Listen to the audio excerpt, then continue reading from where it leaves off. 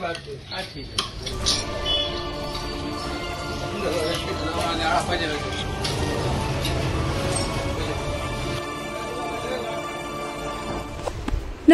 आप देख रहे हैं शिलीगुड़ी एक्सप्रेस। आपके साथ मैं सरिता शाह।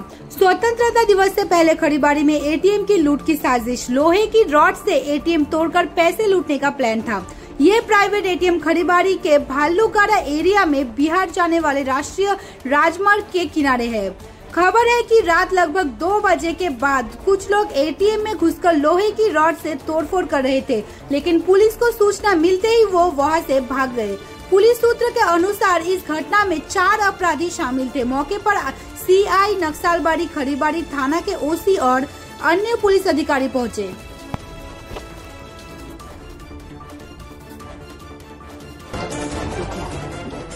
আমরা কালকে লোডিং করে গেছি, তো লোডিং করার পরে তো রাত্রেবেলা 2টো নাগাদ শুনলাম আর কি এখানে এসে, তো 2টো নাগাদ বলে এটা ভাঙচুর করেছে আর কি।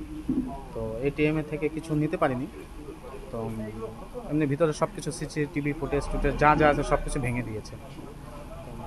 সকালবেলা 6টা নাগাদ আমার কাছে ফোন আসলো, থানার থেকে বললো, তো আমি এসে দেখি খোলার পরে দেখলাম যে হল্ট খুলতে পারিনি, কিন্তু যাবতীয় মানে এমনি সব কিছু ভেঙে দিয়েছে।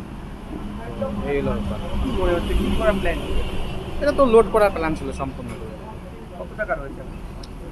4.5 লাখের মতো। বলছি, এইভাবে মানে কোনো সুরক্ষিত গার্ড কোনো কিছু ছিল না? আমাদের এই মানে ফ্র্যাঞ্চাইজ এটিএম তো এটার মধ্যে কোনো গার্ড এখন থাকে না। কতটা অসুরক্ষিত লাগছে এখন? মানে মেন হলো পুলিশ টহল যায়, এটা ঠিক মতো যদি চালিয়ে যায় তবে আমাদের সুরক্ষিত থাকবে। টাকা তো লুট হয়নি? না, টাকা লুট হয়নি, কিন্তু কালকে যা টাকা দিয়ে গেছে তারপর তো ওটা বেরিয়ে গেছে। বেরিয়ে যাওয়ার পরে হয়তো এখন কিছু থাকতে পারে আর কি, অতটা নাই। জাতীয় সড়ক পাশেই তো বিহার, কি মনে হচ্ছে? এটা এখন পুলিশ প্রশাসনই বলতে পারবে কোথা কীভাবে হচ্ছে বা কোথা থেকে লোক আসতেছে। কিভাবে ঢুকেছে কোনো কিছু আপনারা জানতে পেরেছেন? না, আমরা তো তখন ছিলাম না এখানে। তো আশেপাশের লোক যে মানে দেখেছে, বললো কোনো গাড়ি নিয়ে এসেছিল, তো হয়তো মানে ভাঙার জন্য চেষ্টা করেছে, পারেনি। এটিএমটা তোলার জন্যই চেষ্টা করেছিল আর কি গাড়িতে। ব্যাংকের সঙ্গে কথা হয়েছে? হ্যাঁ, সব কথা হয়েছে। আসবে সিসিটিভি ফুটেজ আসবে 10টার নাগাদ, তখন দেখা যাবে কি হচ্ছে না হচ্ছে। কি চান আপনারা? আমরা চাই পুলিশ প্রশাসন আর একটু মানে সতর্ক থাক বা আমাদের টহলদারিটা ঠিক মতো হোক, এটাই আর কিছু। শিলিগুড়ির পর তো আবার 1 মাসের মধ্যেই ঘটনা। হ্যাঁ, মনে হচ্ছে ওই গ্যাং এখন স্যার আমি তো এটা বলা যাচ্ছে না এখন কোন ওই গ্যাং হতে পারে বা অন্য কেউ থাকতে পারে। যতদূর সম্ভব ওইটাই হবে। কতজন ছিল ওরা? আমি এটা বলতে পারবো না। আপনার নাম? আমার নাম নিরঞ্জন মণ্ডল। আপনি কি রয়েছে? আমি এখানকার মানে ফ্র্যাঞ্চাইজের আর কি আছি। ঘটনাটা, আমি তো এই পাশের দোকানদার।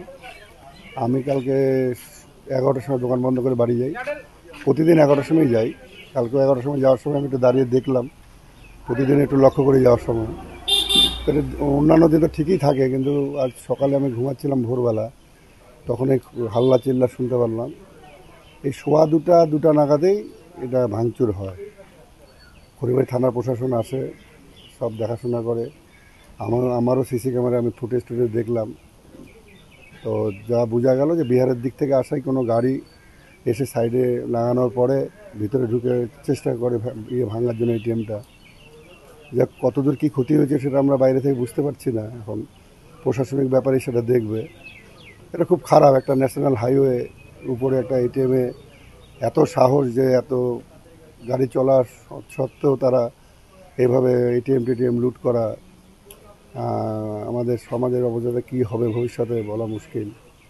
প্রশাসনের তরফ থেকে তো সঙ্গে সঙ্গে এসেছে, দেখেছে। এখন তারপরে এগুলো হচ্ছে, এখন কি বলা যায়, মানুষের মানসিকতা আলাদা রকম হয়ে গেছে। জানা যায়নি, তাতে যা ফুটেজ থেকে যা বোঝা যাচ্ছে 3-4 জনের মতো ছিল। বিহারের সাইডের গাড়ি বোঝা গেল যা। এবং হাল্লা চিল্লা আশপাশে আমাদের একটা চা দোকান আছে, সবসময় খোলা থাকে সারা রাত্রি। ও প্রথমে জানতে পারে, ওখান থেকে হাল্লা চিল্লা করাতেই পুলিশ প্রশাসন আস্তে আস্তে ওরা গাড়ি নিয়ে ঠাকুরগঞ্জের দিকে চলে যায়। এইটুকুই আমি জানতে পারলাম। হ্যাঁ, সিসিটিভি তো ভাঙবেই, ওরা তো পারদর্শী না এইসব ব্যাপারে। এরা তো কী করতে হবে না করতে হবে এদের তো একটা আইডিয়া আছেই। এই যে ধরুন একবারে জাতীয় সড়কের পাশে কোনো গার্ড নেই, কোনো কিছু নেই, এইভাবে এটিএম, এটা তো আগামী দিনেও বিপজ্জনক হতে পারে। হ্যাঁ, এখানে একটু সেটা যারা এটিএম তাকে একটু লক্ষ্য রাখা উচিত, আর রাত্রেবেলা বিশেষ করে। আর আমার মতে, আমার ব্যক্তিগত মতে 10টার পরে এটা বন্ধ করে দেওয়াই ঠিক। সব দোকানদার আমরা থাকি 11টা অবধি, 10টায় বন্ধ করে দিল, সকাল 6টায় খুলে দিল, তাতে সব দিকেই সেফ থাকে। গার্ডের তো ব্যবস্থা নেই। হ্যাঁ, কোনো ঘাটটার ব্যবস্থা নেই। রাত্রি 10টায় বন্ধ হলেই ভালো, সকাল 6টায় খুলে গেল, তাতে কোনো অসুবিধাও হবে না। পাবলিকের যার দরকার তার দিনের মধ্যে কাজ হয়ে যাবে। তাহলে মানে টাকা কোনো লুট হয়নি? যেটুকু শুনতে পেলাম টাকা লুট হয়নি, ভিতরের ব্যাপারটা তো আমি বলতে পারবো না। ভাঙার ছক। হ্যাঁ, ভাঙার ছক ছিল, টাকা নেওয়ার ছক ছিল, পারেনি। আপনার নাম? বিমল চন্দ্র বর্মন, পাশের মুদি দোকান। এটা কোন দোকান? এটা কোন জায়গা? এটা ভালুকগ্রাম মোড়।